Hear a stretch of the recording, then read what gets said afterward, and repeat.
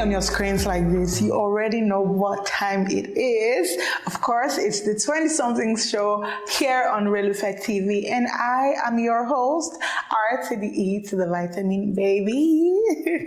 Yeah, so I'll come back to the 20-somethings show, right? And today we're going to be talking about something, that is raving and popping and, just has this buzz around it recently, and that is social media. We're going to be talking about the good, the bad, the ugly, and generally everything that makes up the social media space. And today I'm not going to be doing that alone, of course. I mean, this topic is a really interesting and broad one, and I have brought someone. Scratch that. And we have brought someone, to help us expound on this issue, and so we can get to know what they feel about it. So here in the studio today, we have David Ken of Kennycast Studio.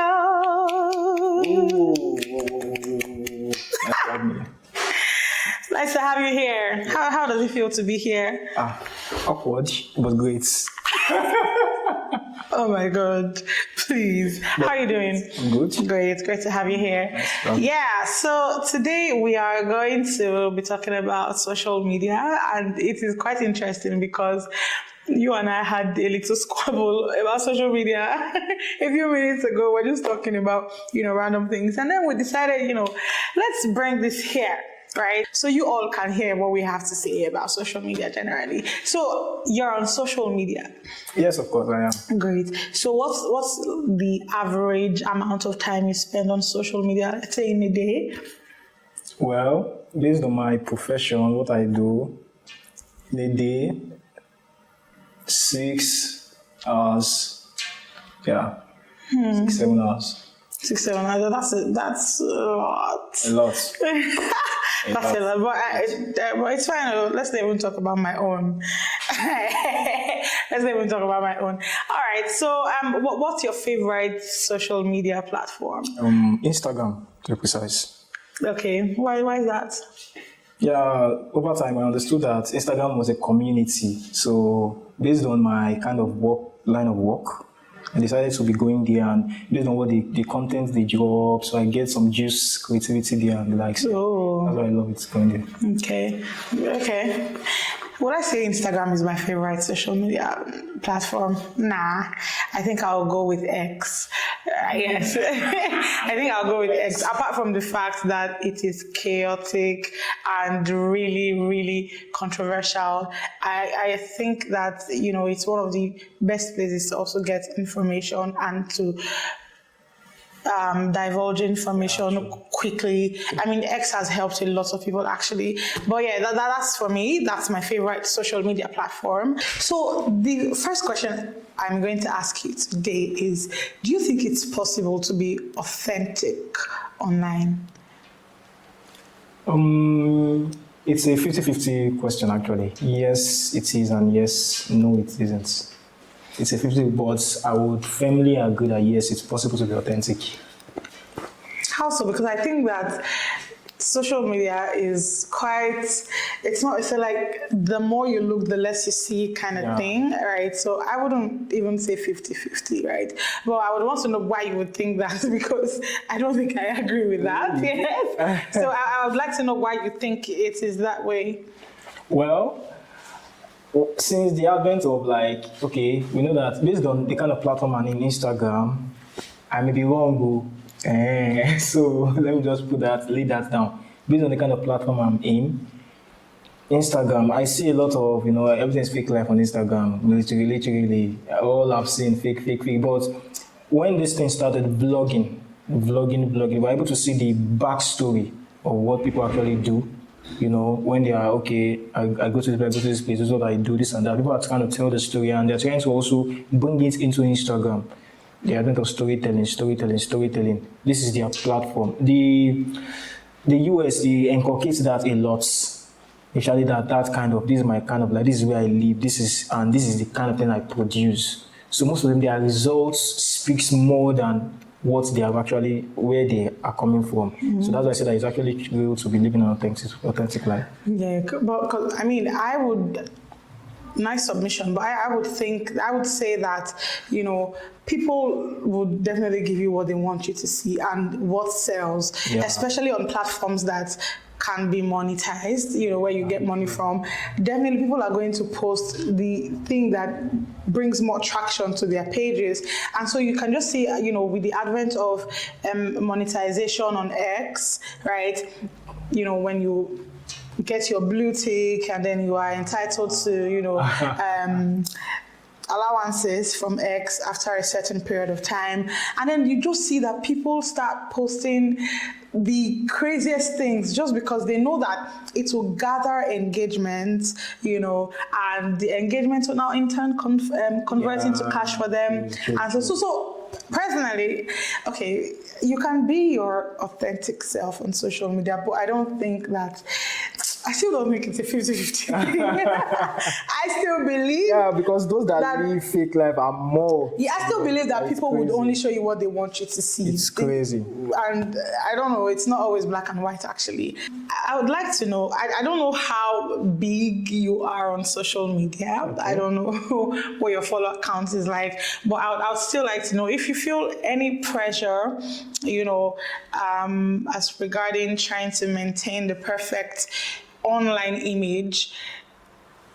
You get what I mean, right? Yes. So, I mean, this is you, David, that we know. Yeah. And I like to think that the David online is different, right? So, do you feel like there's pressure for you to maintain the perfect online image? Well, first off, I'm not the kind of social media guy because once I come, I just take in content. It's just recently I am trying to create. You know, though I've been creating, but not really taking it out there. So it's not really for me. So I tend to, I'm not really that big, you know, on social media. So I don't feel pressured anyway. Even though I'm pressured, why do you have a social media manager for? To just, and that's why there's AI. To just do one or two fine face photo and send over. I have access to some AI plugs. So I don't feel any pressure anywhere and I'm good, by the way. Okay, that's speaking about you. Yeah. So generally speaking, do you think that pressure exists? Yeah, there is pressure, literally. Yeah, it's kind of much. Yeah, let me just say that. Okay, I subscribe to that too, because hey, if you have stayed on social media long enough, especially when you have like a large following and you have built a reputation online over time, gosh, the pressure to keep showing up and to keep maintaining that persona that you have created for yourself, it's a lot. And to be honest, I don't think I ever want to come to that point. I mean, of course, I want to grow my socials, you know, I want to have influence and all of that, but it gets crazy. And at some point, you start seeing yourself doing things that you wouldn't ordinarily do, but because you have to maintain the standard. Yeah. True. So what would you say about social media generally? Do you think that it's been used in the right way, or what's your general perception about social media? Well, I would say it's being used in the right way, but it's been abused. It's no longer social media any longer. It's already a consumption media because people are showing up and putting content. If not the idea of, you know, there's a content I watched a long while ago and it was actually a lie. And the person sat down, created like 10, 15 minutes of that video. Just people should watch. And I did my research, it was a lie. And people said that this is a lie, it's a lie. I have to do my research. And because the person wants to just show up and just put something there and just get paid, that kind of thing. So it's no longer social media. What are we coming? We are coming there. Endless, since with the advent of endless scrolling, it has turned into something else. Yeah, so that's just what I'll say. I see that. I mean, a lot of people have weaponized social media for the wrong things. And just recently, there was this picture that was circulating on WhatsApp, and I think it started from X, about this man that this InDrive Yeah. driver, I saw that the girl said that yeah. he carried her and then drove to where his friends were so that they could come and harass her and take money from her It's crazy. and all of that. And in that period, that was a period when WhatsApp introduced the reshare button. Yeah. And so everybody was just resharing, and I reshared. I didn't only feel- for us to only research. for us to find out that she was not being truthful with that post. And I mean, in the same vein, I had to broadcast the truth about the man, because I mean, if I joined to criticize the man, I should also join to redeem his image, right? And it just speaks to the fact that social media is both helpful and also dangerous, right? Yeah, so what can you say about the dangers or the dangerous aspects of social media utilization in our time? That's an interesting question. I will make it precise and spontaneous, because social media has really done a good thing to humanity, and we are seeing the results. Informations are coming out there. That's why they say knowledge is easy to be gotten. You can get information anywhere because of the advent of social media, basic knowledge, advanced knowledge, and the likes. But the dangers is that, number one, time wasting. That's a general thing. It wastes your time, definitely, because of endless scrolling. Yeah, it wastes your time, and you are not able to, because most people have actually seen social media as their books. You are not able to actually do more research, because they believe that this person I'm following is trustworthy, and we are following that. Let's say the person has 50 million followers, and the person is posting nuggets. Maybe from start, he started posting truthful nugget, but when he got to 50 million, because he wants to keep getting paid, he started posting something that doesn't align. And because you as a follower, you're gullible, you watch it and you get misinformed. And you carry that truth out there, misbehaving out there. That's why we see many misbehavior out there. A lot of things because of misinformation, this and that. Get your information here, get your information there. So misinformation is part of also a danger in social media, wasting time, misinformation, and also in the medical form. Based on my field research, I learned that social media actually depletes the brain performance. True. I tested that theory actually. That's what I'm actually saying. I tested that theory. I think I sat down and I watched social media for hours. I was just scrolling, looking at it, scrolling. That's why on my phone right now, I downloaded a social media blocking app. It's called Regain. Yeah. And so once I'm on social media, once 45 minutes is up, it will be popping up. It always vexes me. I'll say, this interesting thing, Sha. I'll now just scroll. Sometimes I do bypass it.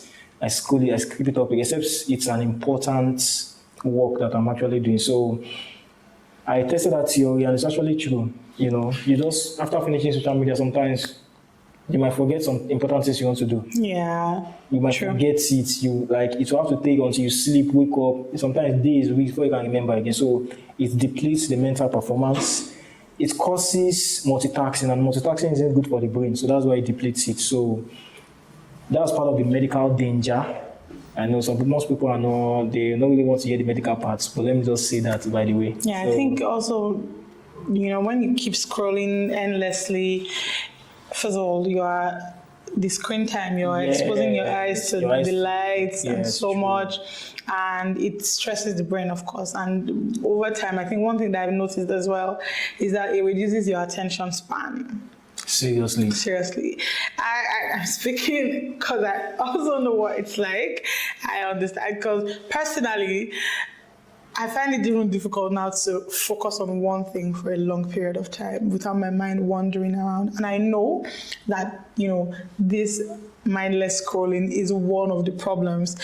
And another way the thing has affected me is that even when I'm seeing movies now, I don't watch movies at normal speed. Sometimes I don't watch anything. Even when I want to listen to sermons from my pastor, whatever it is at all, even if it's my own video, even these shows that we do, when I watch them at 2x speed. That's why they started the advent of viral hooks. Because now people don't actually sit to watch that video.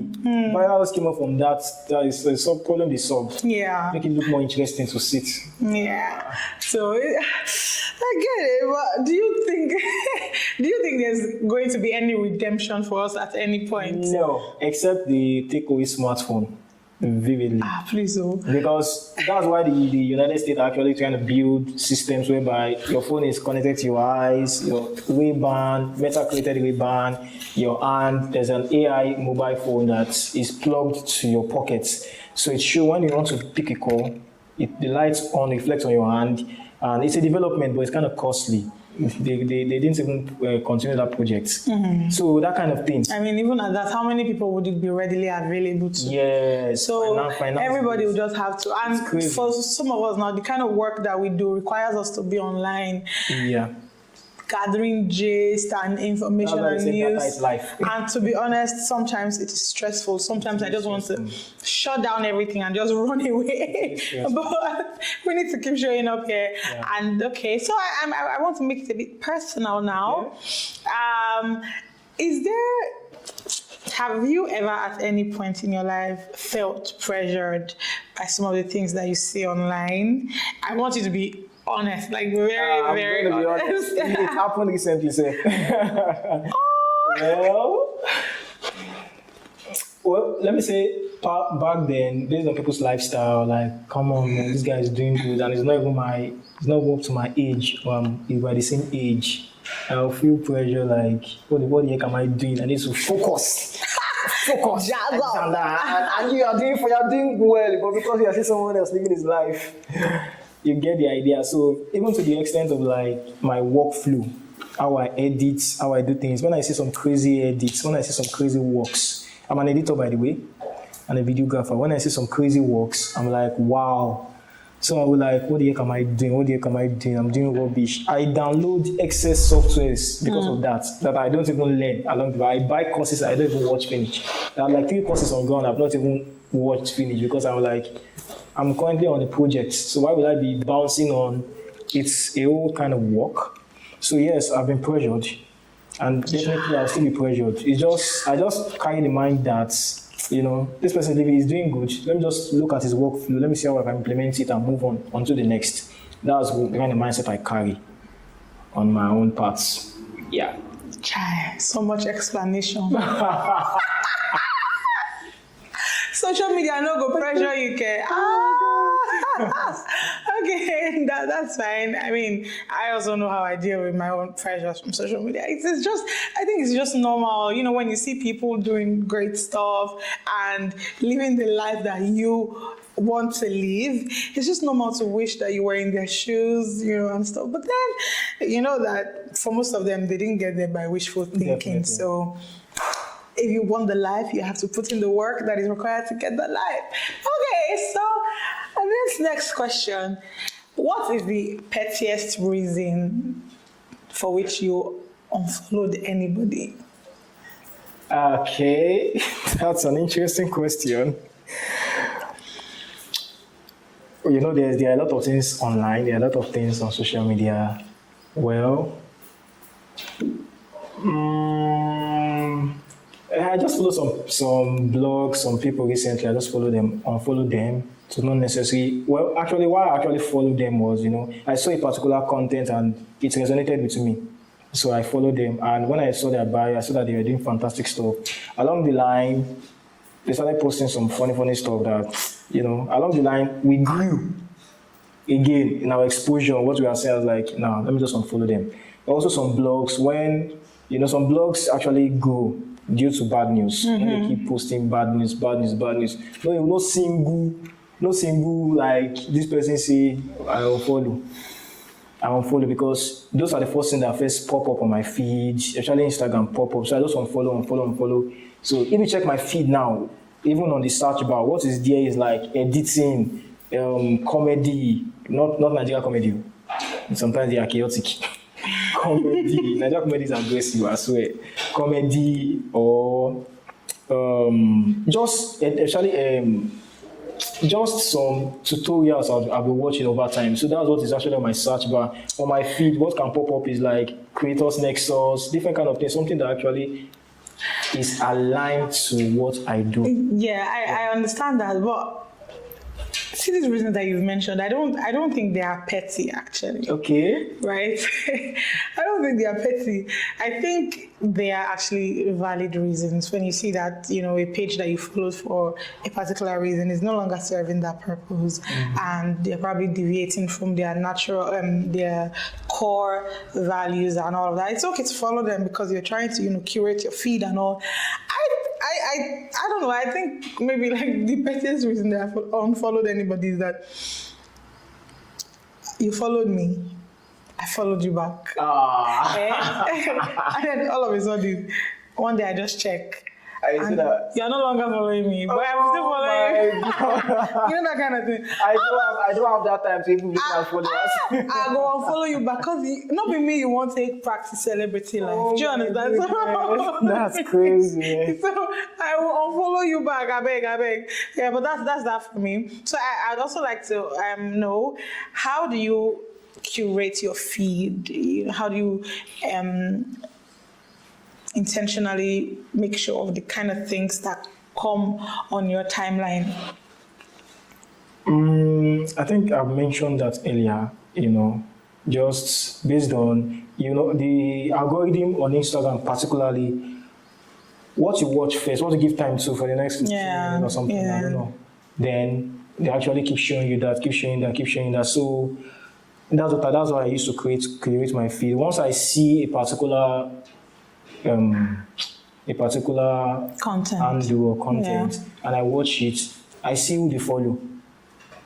I do that often. I see who they follow, and if I see who they follow and it makes sense, I follow them. I look at what they do. But recently, I don't actually do that anymore because my feed is actually boxed up too much of things. So it's when I see particular edits, and I scroll through Instagram reels. Once I see it, once they keep showing, once I see that I don't like it, I scroll fast off. I move on to the next. That particular one I watch, that's what keeps popping up. That's how I do create my feed. Okay, so I want to ask this question. There's something that we call preemptive blocking, right? Or like, I said earlier that my favorite app is X, right? And so I block people for the craziest things. So if I just see that in somebody else's comment section, you are there being a nuisance, I block you, right? If I see that you're tweeting some nonsense, I block you. If I see that you're bullying anybody or harassing anybody and all that, I block you because I don't have to wait for you to come to me and display your nuisance before I nib it in the bud, right? Because I don't know. I don't need any of that around me. So is that something that you do? Well, blocking. I don't block people. Maybe because I don't actually chat on those particular. I don't actually do all those things. So blocking. That's why I say it's a consumption media. I just go there, look at some creative juices, do whatever, and I move on. It's just recently I started curating content. You're different. I'm different actually. It's fun actually. You're different. No.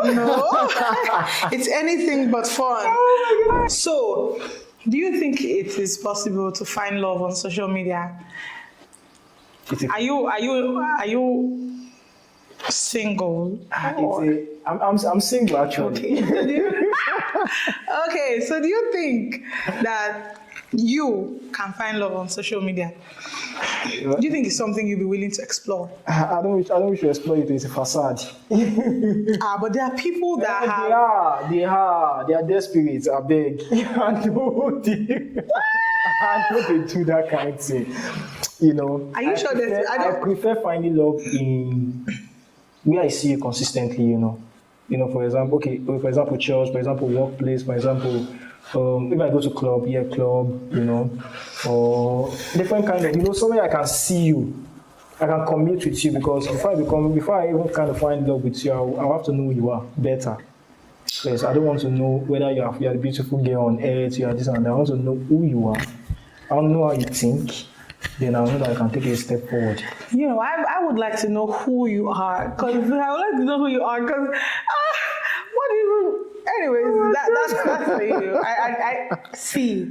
I think it's a beautiful thing to explore. You know, Of course, it's meeting good to people. explore. Yeah, I mean, there are people who have met their partners on social media. It's not about desperation. All of these things that you have said now can be experienced even while you are talking on social media, and you can just, decide to meet up somewhere. There's no one size fits all to everything. Of course. Anyways, but it's not that I will not go on social media and I'll chat and say that I like you and stuff.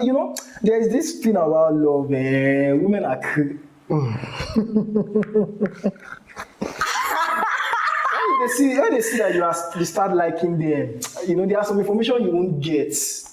So there's some information you want to get before even saying that I love you. Seriously, I'm serious. Women are you guys are crazy. Oh, and you people aren't. No, I'm not going to do that. Men are. Let's leave men alone. That's all we need to know. That's just all that we need to know.